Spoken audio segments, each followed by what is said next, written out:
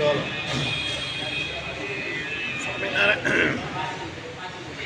સ્વામિનારાયણ હરે તારીખ આજે 8 જુલાઈ 2026। ગઈકાલે 7મી તારીખે સુરતમાં પુષ્કળ વરસાદ હોવાને કારણે આપણી સભા થઈ ન હતી। હવે આપણે આ 8મી તારીખની સભા જે છે તેમાં આપણે આ પંચાળાનો જે 7મું વચનામૃત જે છે તે જોઈ રહ્યા છે। આજે પૂરું થઈ જશે।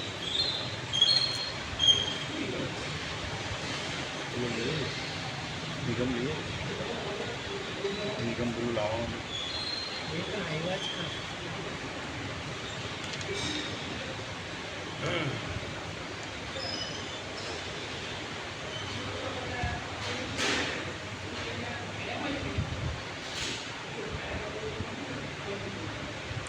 એમાં આપણે પરમ દિવસે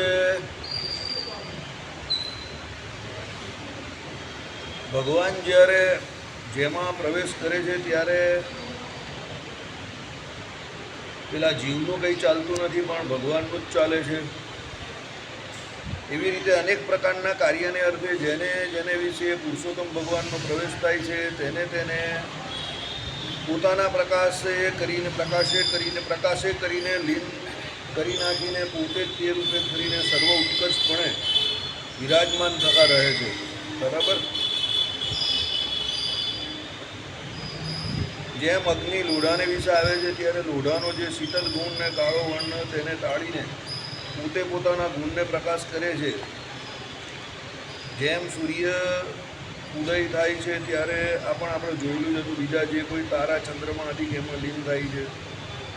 તેમ એ ભગવાન જેને વિશે આવે છે ત્યારે તેના તેજનો પરાભવ કરીને પોતાના પ્રકાશને અધિકપણે જણાવે છે, અને જે કાર્યના તે પોતે જેમાં પ્રવેશ કર્યો હતો તે કાર્ય કરી રહ્યા પછી એમાંથી પોતે નોખા નિસરી જાય છે ત્યારે તો તે પંડે જેવો હોય તેવો રહે છે।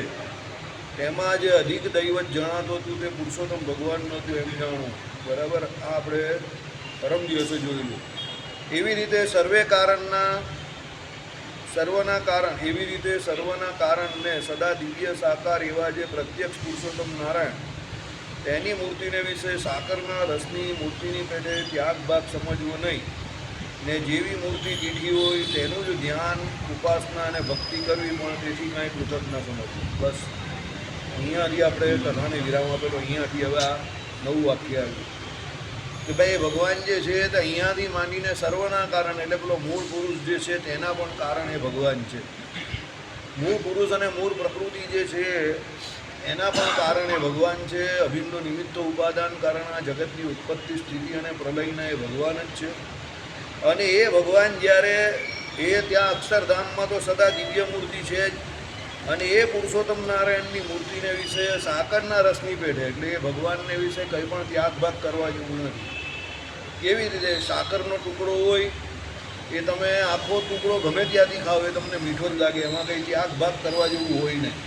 શક્કર કા ટુકડા કहीं से भी ખાઓ મીઠાઈ લાગે। એમ એ ભગવાનની મૂર્તિ જે છે તે કેવી છે, એમાં કંઈ ત્યાગભાગ કરવા જેવું નથી। જે મૂર્તિ જે છે તે આખી સાકરના ટુકડા જેવી છે। આખી મૂર્તિ જ કેવી છે? સર્વરસ સર્વગન। અને એમાં ભગવાન જે છે તે મૂર્તિને વિશે પૂરેપૂરા એ ભગવાન જ છે, સમજો। એમાં કંઈ ઓછા વધતાપણું કે એકને છોડીને બીજું ને બીજાને છોડીને ત્રીજું કે એવું કંઈ કરવાની જરૂર નથી। એની ધ્યાન એ જ ભગવાનની મૂર્તિ જે છે એનું ધ્યાન, ઉપાસના, ભજન એનું જ કરવાનું છે, પણ એનાથી બીજું કંઈ પૃથક એટલે જુદું કંઈ સમજવાનું નથી। અને તે ભગવાનમાં જે દેહભાવ જણાય છે તે તો નટની માયાની પેઠે સમજવું। ભગવાન જ્યારે અહીંયા આવે, મનુષ્ય રૂપ ધારણ કરે ત્યારે મનુષ્યની જેવી બધી ભગવાનની ચેષ્ટા હોય, ખાવું, પીવું, ઊંઘવું। રાજા રૂપે આવે તો ભગવાનમાં તમને કામ, ક્રોધ, લોભ, મોહ, મદ, મત્સર બધું દેખાય।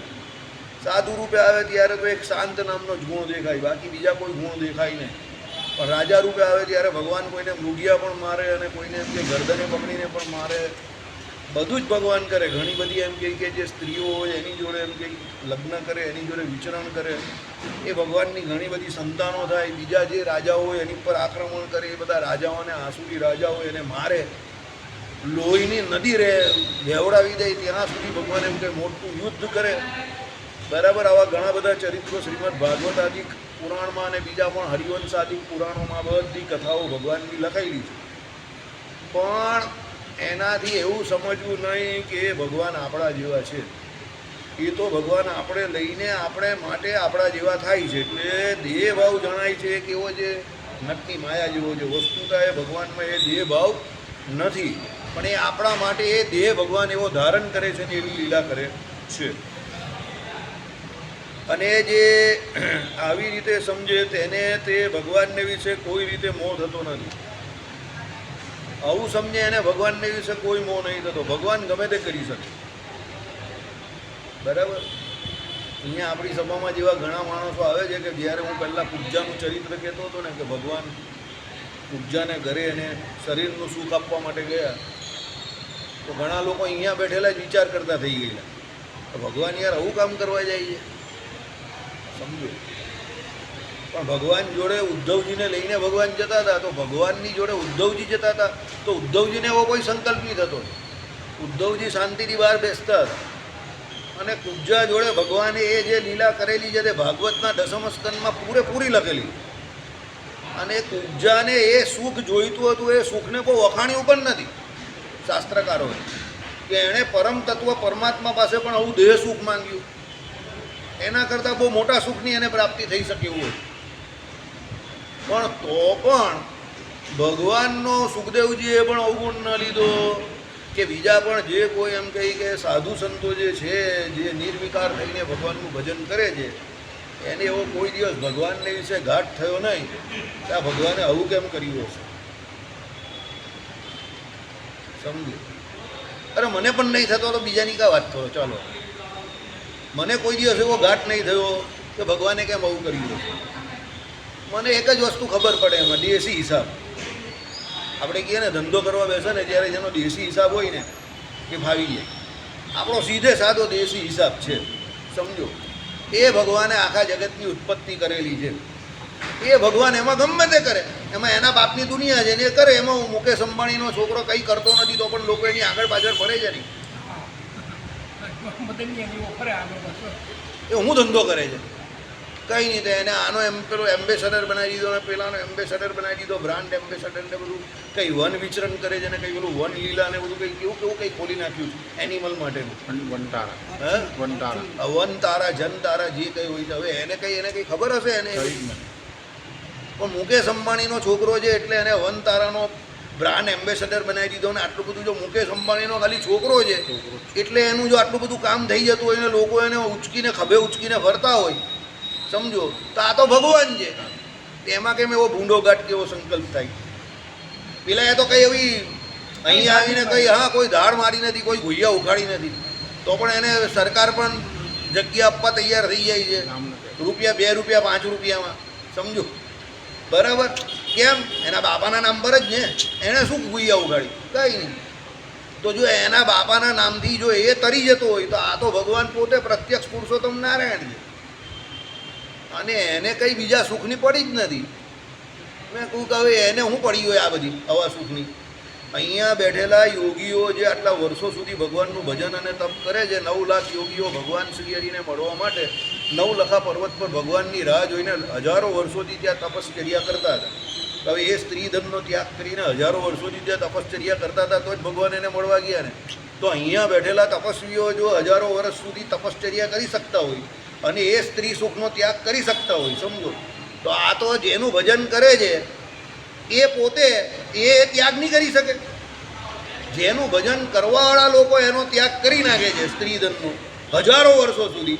તો આ તો જેનું ભજન કરી રહેલા છે એ ભગવાન એનો ત્યાગ નહીં કરી શકે. એને એ સુખની કા પડી હોય. એટલે દેશી હિસાબ છે આમ. તમે પ્રોપરલી વિચારો તો તમને એવો કોઈ ભગવાનનો અવગુણ આવે જ નહીં કે એણે કેમ ગોપીઓને અડધી રાત્રે બોલાવી, કે એણે કેમ 16,108 રાણીઓ કરી, અને એને કેમ આટલો મોટો વેપાર કરી નાખ્યો, 10-10 છોકરાની એક છોકરી આવી, અને તો પણ એ પોતે પાછા બ્રહ્મચારી કહેવાય. આ તો આવું બધું આમાં જે મગજ ફરી જાય એવી વાત હોય તેમાં તમારું મગજ જરા બી ફરે જ નહીં. એ ભગવાન છે, હી કેન ડુ એનીથિંગ. જ્યાં મદનિયો આટલું બધું કરી શકતો હોય, સમજો. જે મદનિયાને કંઈ ખબર નથી તો પણ એ કરી શકતો હોય, બરાબર. અને મને એમાં પણ કોઈ અફસોસ નહીં થતો. ઘણા લોકોને એમાં એને જોઈને જેલસી બી થતી હોય, ચાલે એનામાં આમ છે ને તેમ છે ને ફલાણું છે ને ઢીમકું છે ને. મને કંઈ અફસોસ નથી, કારણ કે એના કંઈ સુકરું થશે તો જ એનાથી આવ્યો ને. તો પછી બાકી આપણામાંથી અહીંયા કેટલા બધા એનાથી વધારે કેપેબલ છે, એ કેમ કે આની આવ્યા, સમજો. અને વહીતરું કરીએ જ આપણે લોકો. અને એને તો કંઈ નહીં, ફોન પણ નહીં કરવાનો, એ તો ખાલી ઈશારો કરે એટલે ફોન પણ એનો મેનેજર કરે. ફોન બી મેનેજર પાસે હોય, મેનેજર જ રાખે એ લોકો, બરાબર. અને એવું જ હોવું જોઈએ એકચ્યુઅલી એવું જ હોવું જોઈએ. તમારી પાસે રૂપિયા હોય, તમારી પાસે બધું હોય તો પછી વહીતરું નહીં કરાય, સમજો. તમે રૂપિયા માટે વહીતરું કરો, પછી રૂપિયા હોય પછી પણ વહીતરું કરો, તો પછી તમે યાર મૂર્ખના સરદાર કહેવો, સમજો. તમારી પાસે રૂપિયા હોય તો 70-80 લાખની ગાડી ભરાવો હોય, 20-25 હજાર ડ્રાઈવરને અપાય, ને તમારે ખાલી ચાલવાનું જ હોય. હું તો કહું ચાલવાનું પણ નહીં હોય, એના માટે બી પેલી ગાડી રાખવાની, આમ મોટા ગાર્ડનમાં ફરવા માટે બધાને. 5-10 હજાર માણસને તમારે રોજીરોટી આપવાની અને રાજાની જેમ જ ફરવા. કે તમારી પાસે સમય તો આટલો જ છે, એ નક્કી જ છે. હવે એમાં તમે જેટલું કંઈ કરો છો તે બધું તમારું છે. પછી તમે કૂટાઈને મરી જાઓ તો પછી બીજા વાપરશે. કોઈ એવો બીજો બુદ્ધિશાળી આવશે, એ તમારા પૈસા પર એવી રીતે વાપરશે, એ એવી રીતે રહેશે. એના કરતાં તમારી પાસે રૂપિયો હોય તો એવી રીતે જ રહેવાય, સમજો.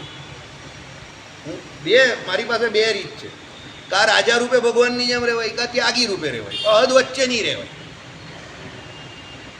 એમાં વહીતરા જ છે ખાલી. એમાં મૂરખ બનવાના ધંધા છે. તમે મહેનત પણ કરો, મજૂરી કરો, બધું કરો, પણ તમને મળે શું છે? પ્રાપ્ત શું થાય? કંઈ નહીં. પેલા છોકરાના ટિફિન લઈને જાઓ, એનું પેલું બોક્સ ઉચકીને આગળ જાઓ, વરસાદ પડે તો આગળ એક બોક્સ મૂકો, પાછળ છોકરો હોય, પછી કંઈ પપ્પા વચ્ચે ભૂલી ગયો એટલે પાછા ઘરે જાઓ, પછી પાછા આવો, પછી ત્યાં જાઓ, સ્કૂલે જાઓ તો પેલો માસ્ટર કે મોડા આવ્યા, ઘરે આવીને પાછું છોકરો ગાઢ દઈ. બૈરી તો હું વાત જ નહીં કરતો તમને, કારણ કે એનો અનુભવ તમને વધારે છે. તો આવું બધું આવા ધંધા હું કામ કરવાના? આ તો નુકસાનનો ધંધો ને. આ શું કર્યું તમે લોકો, સમજો. રહેવું તો પછી રાજાની જેમ રહેવું. 16,108 રાણી હોય તમારી, તમે ક્યાં જાઓ એની ચિંતા એને હોય. એને એવું થવું જોઈએ કે આજે આ મારે ત્યાં આવવું જોઈએ. તમારે એ ડિસિઝન નહીં લેવાનો હોય કે તમારે ક્યાં જવાનું. એટલે એ બોલાવે ને જબર, એ ડિસિઝન એને એવું નક્કી નહીં થવું જોઈએ. તમારે નક્કી કરવાનું કે તમારે ક્યાં જવાનું એમ. કોઈ જબરજસ્તી બોલાવે એવું નહીં એમ. એ જીવન રાજાનું કહેવાય ને, એ પુણ્યનું પૂરેપૂરું ફળ ભોગવેલું કહેવાય, સમજો. બરાબર. તમે 20 વર્ષ પણ એવી રીતે જીવી જાવ તો એ જીવેલા છે. પછી આ ટિફિન બોક્સ લઈને જવું ને પાછળ આમ જવું ને પછી આખી જિંદગી રહીડા જ કરવા. હું દુઃખી માણસ છું, મારી પાસે પૈસા નથી, મારી ઘરવાળી કહેવામાં નથી. આ બધી પ્રિન્ટો સાંભળીને મગજ જે કાન ને આ બધું થાકી ગયેલું છે. કેટલા લોકોનું સાંભળો તમે? 140 કરોડમાંથી 100 કરોડ લોકો હવા છે.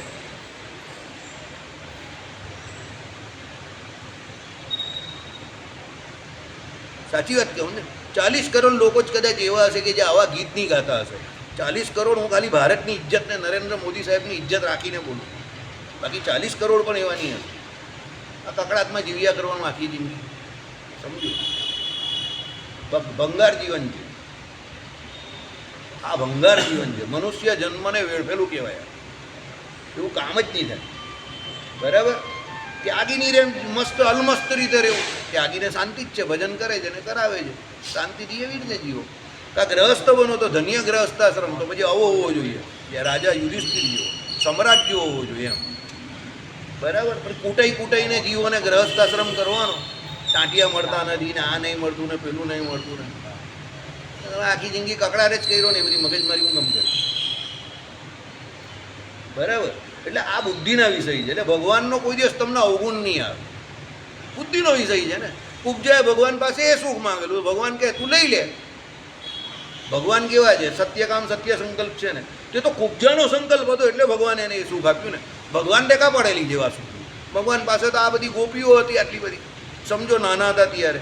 તો એને પણ સુખદેવજી જેવો ગાતો હોય તો એ પણ કામ લીલા તો કાઢી હોય, કામને નિયંત્રણ કરવાની લીલા હતી. તો ભગવાન જે આટલી બધી ગોપીઓ જોડે રમણ કર્યું તો ભગવાનને કંઈ અસર નહીં હતી, અને એનું ઉધ્વ રહેતાપણું બતાવ્યું તો પેલી કુબજામાં કા ભગવાનને એવું કંઈ દેખાય? ખાલી કોમન સેન્સ તો યુઝ કરો તમારું. વાંકી ચૂકી બધી રીતે તો હતી. આ ઘણા લોકોને એવો સંકલ્પ થઈ જાય કે ભગવાને કુબજા પાસે જઈને આવું કેમ કર્યું એમ. પણ તારું કોમન સેન્સ તો જરા યુઝ કર, સમજો. એ કોણ છે એને તો ઓળખ, એ પરમાત્મા તત્વને તો ઓળખો, બરાબર. જો એણે એવું જ કરવું હોય તો પેલી બાજુ આટલી બધી ગોપીઓ જોડે એકાંતમાં રમણ કરવા ગયેલા છે, તો પછી ત્યાં શું કામે બ્રહ્મચર્ય વ્રતનું પાલન કરે કે કેમ પેલા ઇન્દ્રનો અરે કામનો પેલો એટલે જે હોય પ્રેરણા પેલા એ કરીને આ બધું કામદેવનો ગર્વ ને આને તેને બધું જે કંઈ આવ્યું તે પછી ઇન્દ્રએ પેલો વરસાદ પાડ્યો ને આ બધું કર્યું ભગવાને, સમજો એ બધી ભગવાનને કાં જરૂર હતી? પણ એ આપણા માટે કરે છે કે ભાઈ એ બધા ચરિત્રો ભગવાને કર્યા તો આજે આપણે ગાઈએ છીએ, વાગોળીએ છીએ, તો કેટલા બધા જીવો એ ભગવાનના પરમપદને પામે છે એટલે ભગવાન એવા ચરિત્રો કરે છે. પણ હવે આપણે છે જ મૂર્ખના સરદાર બધા. કોઈ પોઝિટિવ વ્યક્તિ કોઈ પોઝિટિવ કામ પણ કરતો હોય તો એમાં ખામી કેવી રીતે શોધવી ને એમાં આપણે બધા ગોલ્ડ મેડાલિસ્ટ છે. સારા માણસને સારો રહેવા જ નહીં દેવાનો, એને આપણા જેવો બગાડવાનો, એમાં આપણે બધા ગોલ્ડ મેડાલિસ્ટ ઇન્ડિયન્સ. પેલા કાચબાવાળી થિયરી છે ને, બે હતા પેલા અંદર મૂકેલા હતા પેલા, બરાબર, કોઈ પણ કાચબો ઉપર આવે જ નહીં પેલા બોટલની અંદર, બેવું કાચબા બહાર જ નહીં નીકળી શક્યા. વર્ષો સુધી એણે ફરાવતો જ રહ્યો કે આ ઉપરની નોબ એટલી મોટી છે કે ધારે તો બંને નીકળી જાય, પણ બેમાંથી કોઈ નીકળતું જ નથી. એનું કારણ શું છે તો શોધો. કેટલા દેશમાં એ ફર્યા, બોટલ પકડો ફરે જ નહીં, કાચબા બહાર નીકળે જ નહીં બેમાંથી. કેમ? એક ઉપર જાય એટલે પેલો નીચે ખેંચી નાખે, બીજો જાય તો પેલો ખેંચે, એટલે બેમાંથી કોઈને બહાર જ નહીં નીકળવાનો ચાન્સ મળે. આપણે અવાજ આપણે કોઈના પણ ગુણ હોય તો લેવાના જ નહીં, બસ એની ખામી જ ને ખૂંદણી, એમાં આપણે ગોલ્ડ મેડાલિસ્ટ. આ સર્વે થયેલો છે એકચ્યુઅલી, અને દુનિયાના કેટલા 33 કે 34 દેશમાં એ બોટલ ફેરવેલી પેલા, અને દરેક જગ્યા પર દરેક મિટિંગોમાં એ બોટલ ભરતી હતી ને લોકો આશ્ચર્યમાં હતા. અને એ દિવસો ગણીને લખાઈને જાય, એટલે જ્યાં અહીંયા આ દેશમાં હવે 10 દિવસ રહે તો પેલી બોટલ પર બીજા 10 દિવસ ચડી જાય એમ. તો કેટલા વર્ષો સુધી એ બોટલ એમને એમ ભરી, પેલામાંથી કોઈ મર્યું નહીં ને ત્યાં સુધી, પણ બેમાંથી એક બી અંદરથી બહાર જ નહીં નીકળી શકે. એણે આખા વર્લ્ડના કેટલા બધા દેશોમાં એ બોટલ ફેરવેલી. એણે સાબિત કર્યું કે આપણે માણસો આવા છે એમ, કે ધારતે તો એ બંને પોતાનું જીવન બચાવી શકે એવા છે, બહાર નીકળી શકે એવા. પણ આપણે શું છે કે પેલો બહાર નીકળી જાય ને હું અંદર છું એટલે એને ખેંચે, તાંટિયા ખેંચે, લેગ પુલિંગ સિસ્ટમ, બરાબર. એટલે આપણે એવા કે ભાઈ ભગવાન અહીંયા આવે તો આપણા માટે આવે, મનુષ્ય ચરિત્ર કરે આપણા માટે કે આપણે એનામાં સહેજે સહેજે એ જ થાય. તો આપણે શું કરીએ? એ ભગવાનનો જ અવગુણ લઈએ. કેમ? તમે અહીંયા આવ્યા ને અમારા માટે. હવે અમે તો તમારા જેવા થઈ નહીં શકવાના, કારણ કે અમે તો છે કેવા ગટરના ઢાંકણા જેવા કે અમારી પર ગમે એટલો સ્પ્રે નાખો તમે, પણ અમે તો ગંધાવાના, અમને એમ જ મજા આવે. પણ અમે તમારી પર બી ડાઉટ કરશું. તમે સર્વગુણે સંપન્ન સર્વરસ સર્વગન છું ને, તો અમે તમને પણ એવા જ કહેશું કે ના ઢાંકણા જેવા તો તમે પણ છો જ, કારણ કે અમે એવા એટલે અમને તો એવી દુર્ગંધ જ આવે, એટલે તમે પણ એવા જ છો. આ આપણી કરામત. કોઈ આપણાથી યુનિક થઈ કે આઇસોલેટેડ થઈને જરા જુદો થાય એટલે આપણે એની પાછળ બધા સોશિયલ મીડિયાના બધા સર્વે દોડાવી દઈએ કે આ કોને ત્યાં જાય, શું કરી, જરા જોઈએ, આનાથી બી રહેવાતું તો હશે જ એમ કરીએ. એને પોઝિટિવ લેવાનું જ નહીં આપણે. કેમ? ભાઈ આપણે આવા ગટરના ઢાંકણા જેવા જ, તો એને પણ એટલીસ્ટ ગટરના ઢાંકણા જેવા જ હોવું જોઈએ. એ સુધરે કેવી રીતે? કેશુ સ્વામી કહેતા હતા રે, 3 કામ આ સંપ્રદાયમાં કોઈ દિવસ થયા નથી ને થવાના નથી. 3 કામ અહીંયા ગણાવવા એવા નથી, એ તો વિસ્ફોટ થઈ જાય એમ છે. પણ એમણે એ વાત બહુ સાચી કહી. એ એમણે જુવાનીમાં એમની કહેલી, એમની આખી વૃદ્ધાવસ્થા નીકળી ગઈ, એ પણ નીકળી ગયા, પણ આજે 35 વર્ષ પછી પણ એ 3 કામ એવા ને એવા જ છે. ચાલો, કે એ 3 કામ જેના હાથમાં લીધે પોતે બગડી ગયા, પણ એ 3 કામ નહીં થયા, બરાબર. ચાલો, એટલે આવી રીતે જે સમજે ભગવાનને તેને કોઈ રીતે મોહ થતો નથી. અને આ વાર્તા છે તે કેને સમજ્યામાં આવે છે? તો જેને એવી દ્રઢ પ્રતીતિ હોય છે. જો હવે સમજ્યામાં કોને આવે તે સાંભળો. કઈ પ્રતીતિ? આત્યંતિક પ્રલય થાય છે ત્યારે પણ એ ભગવાનને ભગવાનના ભક્ત તે દિવ્ય સાકાર રૂપે કરીને અક્ષરધામને વિશે દિવ્ય ભોગને ભોગવતા થતા રહે છે. ભાઈ ભગવાનને ભગવાનના ભક્તો ત્યાં આત્યંતિક પ્રલયને વિશે અક્ષરધામમાં પણ દિવ્ય જ છે, બરાબર. અને તે ભગવાનનું રૂપ ને ભગવાનના ભક્તના રૂપ તે અનંત કોટી ચંદ્ર સૂર્યચંદ્રના પ્રકાશ સરખા પ્રકાશે યુક્ત છે. પરથારામાં પહેલાં આજે આવે જ તે, બરાબર. અનંત કોટી સૂર્ય અને ચંદ્ર જેવો જ્યાં પ્રકાશ છે તે શીતળ શાંત છે રે, તેજની ઉપમા નવ દેવાય આમાં આવે છે ને ઓરદાના પદમાં પણ. એવી જાતની જેને દ્રઢમતી હોય તે જ આ વાર્તાને સમજી શકે. અને એ એવા તેજોમય દિવ્ય મૂર્તિ છે ભગવાન, તે જીવોના કલ્યાણને તે પોતાને વિશે 9 પ્રકારની ભક્તિ જીવોને કરાવવાના અર્થે કૃપા કરીને પોતાની જે સર્વે શક્તિઓ, સાંભળો, પોતાની જે સર્વે શક્તિઓ ઐશ્વર્ય પાર્ષદ તેણે સહિત થતાં જ મનુષ્ય જેવા જણાય છે. ત્યારે પણ જે એવા મર્મને જાણનારા છે તે ભગવાનનું સ્વરૂપ અક્ષરધામને વિશે જેવું રહ્યું છે તેવું જ પૃથ્વીને વિશે ભગવાનનું મનુષ્ય સ્વરૂપ રહ્યું છે તેને સમજે છે, પણ તે સ્વરૂપને વિશે અને આ સ્વરૂપને વિશે લેશ માત્ર પણ ફેર સમજતા નથી. એટલે ભગવાન અહીંયા ગમે હવે અક્ષરધામમાં જે ભગવાનનું રૂપ છે એ દિવ્ય રૂપ છે. હવે એને તો કોઈ કામ ક્રોધ લોભ મોહ માયા મદ મત્સર છે નહીં, ત્યાં જતાં જીવને નથી તો એને તો ભગવાનને ક્યાંથી હોય. હવે એ જ ભગવાન અહીંયા આવે છે તો ત્યારે એમને પણ અહીંયા એવું હોતું નથી, એવું કહે છે. તો પછી એ કુબજા પાસે જાય કે ગોપીઓ જોડે રમણ કરે કે 16,108 રાણીઓ કરે, એને કાં કંઈ ફરક પડે? ફરક તમને પડે છે કારણ કે તમને એક સંભાળવાની પણ તકલીફ છે. એ તો 16,108 ને બહુ સારી રીતે હેન્ડલ કરે છે. સમજો, નારદજી જોવા આવેલા એમનો ગ્રહસ્થાશ્રમ, તો નારદજીએ શું જોયું? ભગવાન દરેક મહેલની અંદર કંઈ ને કંઈ ક્રિયા કરી રહેલા હતા. કોઈ મહેલની અંદર પેલી રાણી એને ઉઠાડી રહેલી હતી, કોઈ મહેલની અંદર એ જ ભગવાન સ્નાન કરવા જતા હતા, કોઈ મહેલની અંદર એ ભગવાન ગાયત્રી મંત્રનો જપ કરતા હતા, કોઈ મહેલની અંદર એ જ ભગવાન બેસીને એમ કહે કે બધી આજના દિવસની નીતિઓ તે નીતિઓ ઘડતા હતા. બધી અલગ અલગ જગ્યા ઉપર ભગવાન અલગ અલગ પ્રકારે લીલા કરતા હતા. અને બધી રાણીઓને પણ પૂછ્યું તો બધી કહે કે અમારી જોડે જ છે, બહુ સુખી છે. એને હી કુડ હેન્ડલ એમ એ 16,108 હેન્ડલ કરી શકતા હતા. અને તમે હેન્ડલ વિથ કેર બી નહીં કરી શકતા. એમાં વાંક એનો થોડો છે, તો કેપેસિટીની વાત છે ને, એ ભગવાન છે, એ કરી શકે છે. તો અમે એનો અવગુણ શું કામ લેવાનો? સમજો, મારા મિત્ર છે ઘણા, એ ગાડી એટલા ફર્સ્ટ ક્લાસ ચલાવે, વાત કરતાં કરતાં પણ આપણે ટેન્શન થઈ જાય કે કોઈને ઉડાડી નહીં. પણ એ બહુ બિંદાસ ચલાવે કે હું 35-40 વર્ષથી ચલાવું, તું ટેન્શન નહીં લે, બરાબર? એ હાઈવે પર પણ જવાનું હોય તો એ બિંદાસ ચલાવે ને અહીંયા ગલીઓમાંથી પણ કાંકાથી કાઢી નાખે. અને અંદર પાર્કિંગમાં બી જવા દેવાની તો આપણે એવું લાગે દિવાલ પર ઠોકી નાખશે હમણાં. પણ એ બિંદાસ વાત કરતો કરતો ઢાળ દઈને અંદર ચડાવી દે અને બરાબર જગ્યા પર જ અટકે એની. હવે એ હેન્ડલ એની ગાડી કરી શકતો હોય 40 વર્ષથી ચલવે તો આ તો ભગવાન છે, એની દુનિયા છે, એને હેન્ડલ કરતાં નહીં આવડતું હોય. હવે એમાં એનો અવગુણ લઈને ફાયદો શું તમને? એટલે એકચ્યુઅલી જીવ જે છે તે ભગવાનનો અવગુણ લઈને નુકસાન પોતાનું કરે છે. ભગવાનને શું નુકસાન થાય? તમે ભગવાનનો અવગુણ લીધો, ચાલો વેપારી તરીકે તમે હવે વિચારો, એઝ અ બિઝનેસ પર્સન, ભગવાનને એનાથી શું નુકસાન થાય? કંઈ નહીં. ભગવાન કે જ્યાં સુધી તને એ નિશ્ચયમાં ઉણપ રહેશે, તું મને જેવો છે તેવો નહીં સમજશે, ત્યાં સુધી તારે અહીંયા આવ્યા કરવાનું ને જયા કરવાનું. મને કાં કંઈ વાંધો છે? મારે તો તારા શરીરને બદલ્યા કરવાના તારા કર્મ પ્રમાણે. હું તો હવા પાણી ખોરાક જે બધાને આપું તો તને આપીશ. નુકસાન તો આપણે જ છે ને. એટલે કહેવાનું તાત્પર્ય શું છે કે ભાઈ ભગવાનના પરમાત્મા તત્વને એટલે ભગવાનને ઓળખો, એનાથી આપણે ફાયદો છે. તો એટલી સ્વાર્થપણાની બુદ્ધિ પણ જો જીવમાં આવી જાય તો એ પરમાત્મા તત્વને ઓળખી જાય ને એનું કામ થઈ જાય. ભગવાનને ઓળખવામાં ફાયદો એ જીવને જ છે, ભગવાનને કોઈ ફાયદો નથી. ભગવાનનો તો એક અક્ષરધામમાં ગરાક વધશે અને આ વિભૂતિમાં ઘટશે. એને કાં કંઈ નુકસાન છે? નુકસાન તો આપણે છે. પેલો જીવ એટલો બધો અવગુણ્યો છે, આપણે એ એટલો બધો નાલાયક ને નકતો છે કે એ જેની જેટલી ખામી કે જેટલા દોષ એના હોય એનામાં હોય એ બીજા જીવમાં પણ કલ્પે છે અને એની સાથે ભગવાનમાં પણ કલ્પે છે. બસ આ જ એની ભૂલ. એ એને આખી જિંદગી સુધરવાની હતી. તમારે કોઈ પણ ફિલ્ડમાં ટોપ ક્લાસ વ્યક્તિ બનવું હોય તો એ ફિલ્ડના જે ટોપ ક્લાસ વ્યક્તિ જે કંઈ કરતા હોય એ તમારે જોવું પડે. પછી એ જે કરે એ તમારે કરવાનું છે, સમજો. અને એમાં ઘણું એવું પણ હોય કે જે કરતો હોય પણ તમારે નહીં કરવાનું હોય, કારણ કે એનાથી તમને પછડાટ થાય. કારણ કે હવે એ જે જગ્યા પર પહોંચ્યો છે તો એ એને કરવાથી 1-2 કલાક બગાડવાથી કોઈ નુકસાન નથી, પણ તમને નુકસાન થશે.